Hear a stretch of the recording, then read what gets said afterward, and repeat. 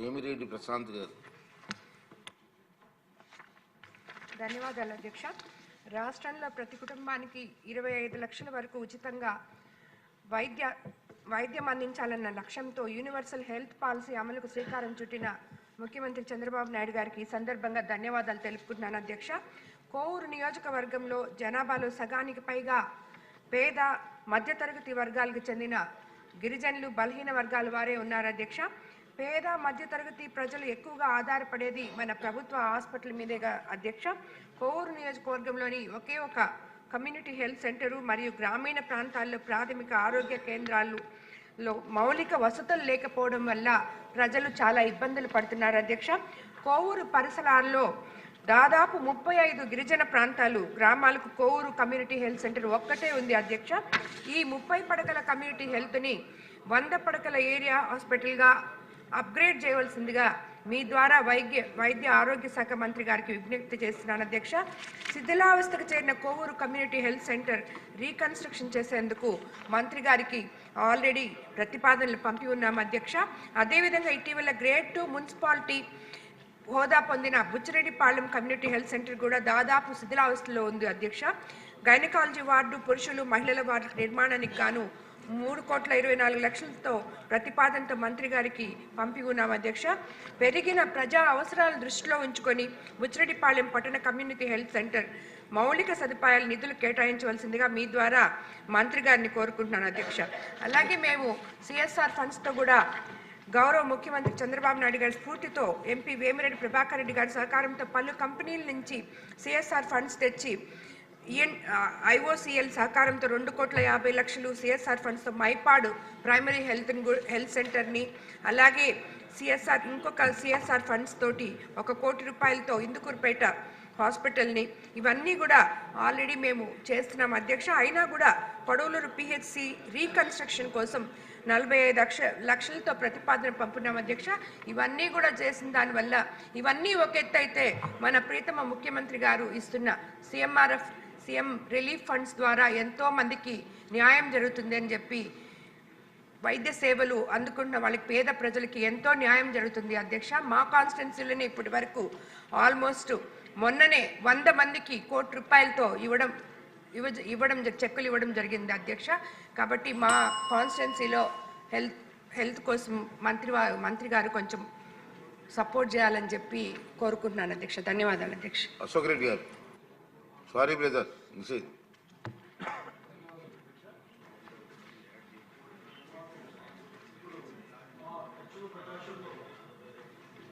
గిరిజనులు కానీ చెంచుగూడాలు కానీ మాకు చాలా ఎక్కువగా ఉన్నాయి అధ్యక్ష. ఎందుకంటే నల్లమల్లకి మాకు అటు గిద్దలూరు కానీ మార్కాపూర్, ఎర్రగొండపాలెం నియోజకవర్గాలకు నల్లమల్ల ఫారెస్ట్ ఉంది.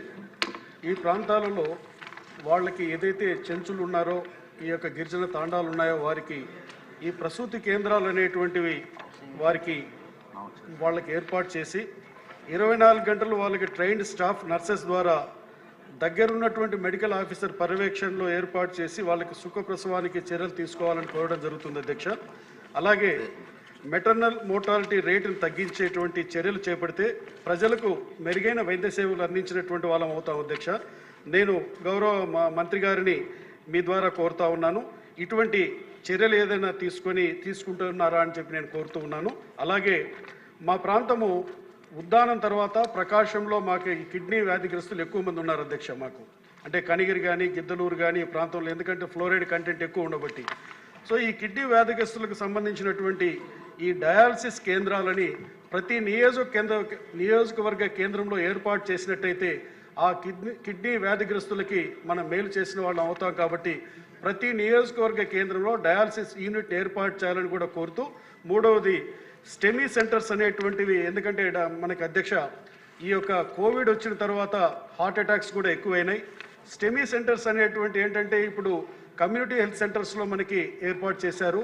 మనకి ప్రతి దగ్గరగా అంటే పిహెచ్సిలలో కూడా స్టెమీ సెంటర్ని ఏర్పాటు చేసినట్టయితే ఈ ప్రివెంటివ్ మెజర్స్ మనం తీసుకున్న వాళ్ళం అవుతాం. కాబట్టి స్టెమీ సెంటర్స్ని పిహెచ్సిలో ఏర్పాటు చేయవలసిందిగా మీ ద్వారా గౌరవ మంత్రి గారిని కోరుతూ, లాస్ట్గా గిద్దలూరులో గతంలో కూడా ఇదే మన సభలో మాట్లాడాను అధ్యక్ష. గతంలో 100 బెడెడ్ హాస్పిటల్ ఉన్నటువంటిది 40 బెడ్ హాస్పిటల్ అయింది.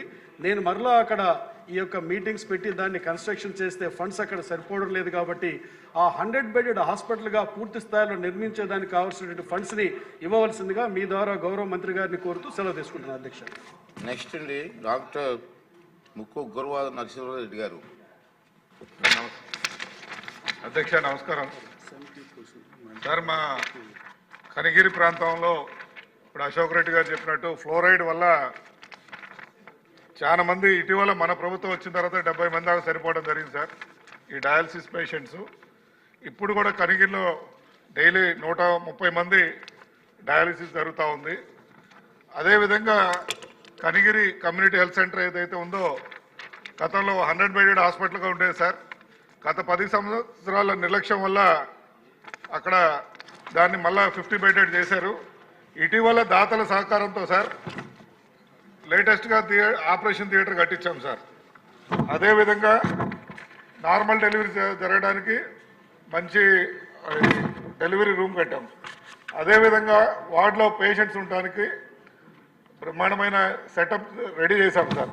తద్వారా ఏమైందంటే 10 సంవత్సరాల నుంచి జరగని ఆపరేషన్లు దాదాపు ఈ 3 నెలల్లో దాదాపు 198 డెలివరీస్ జరిగినాయి సార్. దాంట్లో నార్మల్ డెలివరీ 158, సిజేరియన్ సెక్షన్ ద్వారా 40 మంది చేయడం జరిగింది సార్. ఎందుకు చెప్తున్నామంటే సార్ ఇది వెనకబడ్డ ప్రాంతం కాబట్టి ఏ ప్రైవేట్ హాస్పిటల్కి వెళ్ళినా కూడా 50,000 రూపాయల నుంచి ₹1,00,000 ఛార్జ్ చేసే పరిస్థితి. ఈ 200 మంది పేషెంట్లు ఈరోజు రూపాయి ఖర్చు లేకుండా కనిగిరి హాస్పిటల్లో ఆపరేషన్ చేసుకోవడం జరిగింది సార్.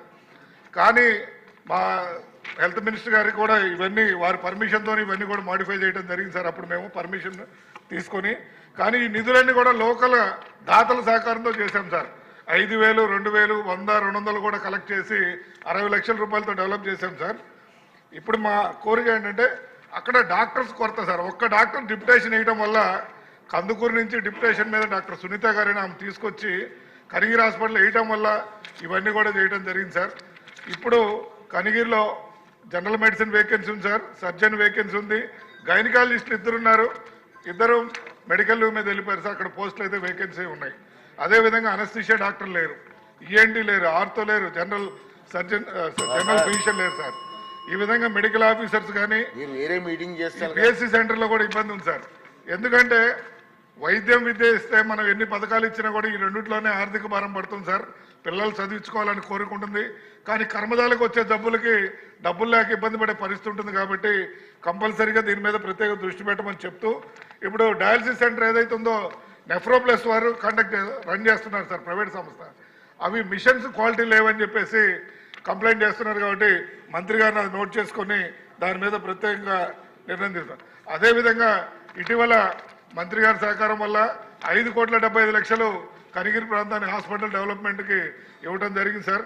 వారికి ధన్యవాదాలు చెప్తూ మరి అక్కడ మేము డాక్టర్స్ కొరతను ఇవ్వగలిగితే ఇంకా దాతలు రెడీగా ఉన్నారు సార్. ₹1,00,00,000 పైన కూడా ఇవ్వడానికి దాతలు ముందుకు వస్తున్నారు. కానీ డాక్టర్ లైన్ చేత మనం తీసుకున్న అక్కడ న్యాయం చేయలేదు కాబట్టి చూస్తున్నాం. కాబట్టి కంపల్సరీగా నర్సింగ్ స్టాఫ్ కానీ ఈ క్లినికల్ స్టాఫ్ కానీ మరి డాక్టర్స్ కానీ వేస్తే ఆ ప్రాంతం బాగుపడుతుందని తెలియజేస్తూ ఈ అవకాశం ఇచ్చిన ధన్యవాదాలు చెప్తూ సెలవు తీసుకుంటాం సార్.